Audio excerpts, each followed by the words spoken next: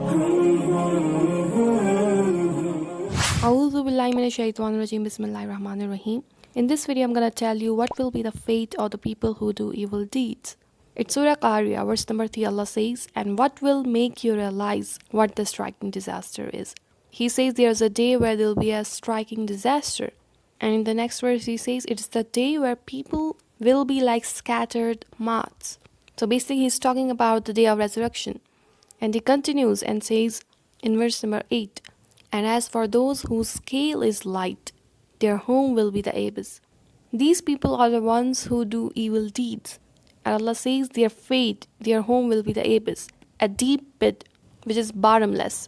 And what is that? Allah says. He says in the last verse, it's a scorching fire.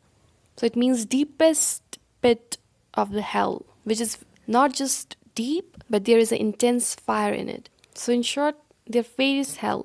This is the result of their bad deeds. Before that, there will be a striking disaster, and these people will be scattered moths.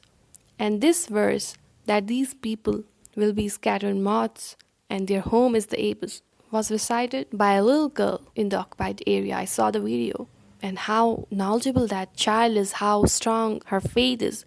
All the sufferings that they are enduring, but their faith is strong. They remember this verse, that what will be the fate of these evil people who are killing them, who are bombarding them. We can't imagine how strong their faith is, how strong their heart is. Even this little girl is so aware of the situation and of the fate of these people. And not just their fate, but their own fate. Allah says in this verse that the people whose scale is heavier, they will be in a life of bliss. So happiness is their fate. Beautiful reward is awaiting them. And we already are witnessing that how this disaster is striking them by the hands of resistance. The rockets that are in the skies above their cities. And these people are literally like scattered moths. So this enemy, if they thought they could escape this world without suffering any harm, damage, then they thought indeed wrong. And it's a promise of Allah that their destiny is a deep pit of scorching heat, that is hell. And when we see this last verse where Allah says it's a scorching fire and their home will be the abyss, I remember how their tanks are destroyed and how scorching fire is spread around them. They're already in this world in the scorching fire. And hereafter, of course, they will forever be in the hell full of fire.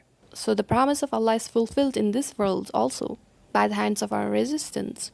And it's amazing to see how the verses actually defines the current situation and how these verses fit into the current situation and how truthful are these words of Allah and how strong the faith is of these people. Our children are stronger than the enemy's soldiers. So we should also remember and have patience and faith in Allah's words, like this beautiful little girl. And inshallah, victory is ours.